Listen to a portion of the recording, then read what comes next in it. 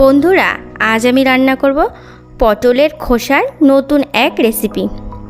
পটলের খোসার এই রেসিপি হার মানাবে নামি দামি রেসিপিকেও। প্রথমেই আমি পটলের খোসাগুলি ছাড়িয়ে ধুয়ে নিয়েছি।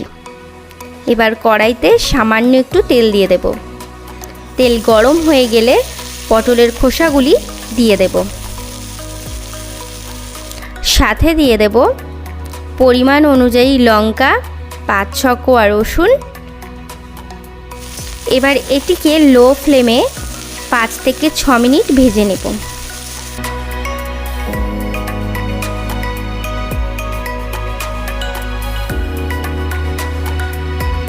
আর সামান্য একটু নুন দিয়ে দেব।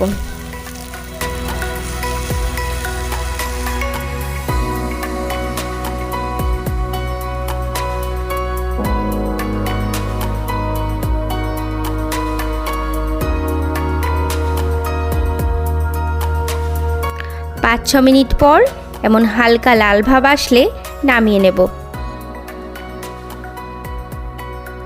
এবার পটলের খোসাগুলি একটু ঠান্ডা হয়ে গেলে মিক্সিতে পটলের খোসাগুলির সাথে 2 চামচ পোস্ত দিয়ে পেস্টটি করে নেব।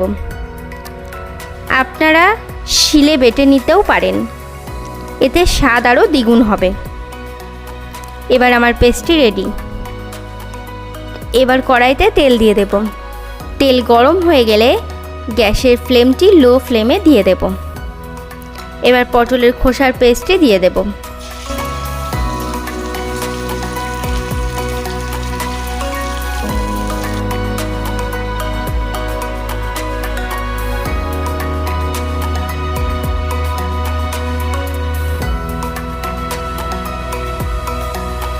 এবার এটিকে একটু নেড়ে সামান্য একটু নুন দিয়ে দেব। নুন দেওয়া হয়ে গেলে খুব ভালো করে নেড়ে চেড়ে নেব। বন্ধুরা, এই রেসিপিটি করার সময় অবশ্যই বেশি করে নাড়তে হবে, নয় পুড়ে যাবে।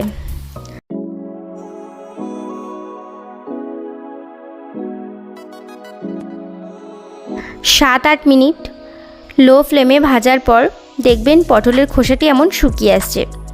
যখন এমন গোল আকার নেবে তখন প্রস্তুত পটলের খোসা বাটা।